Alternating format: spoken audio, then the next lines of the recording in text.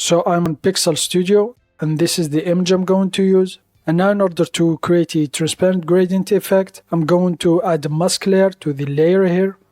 So now I'm just going to click on the cycle, left click. So this is the mask layer. So on the mask layer, the black represents transparency, the white opacity. So now just make sure to select the mask layer. And now let's select the fill tool, left click, select fill tool. So now I'm just going to go to the color tab here, select the color.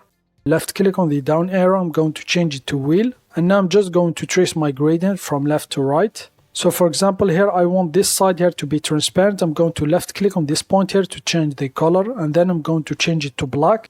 Just to make sure on the mask layer. And then I'm going to left click on this point here. And this one, since I want to reveal the layer or image, I'm going to change it to white.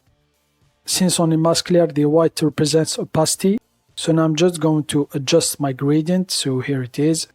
And now I'm just going to bring the black handle here, black color handle to this edge here. And then I'm just going to left click here.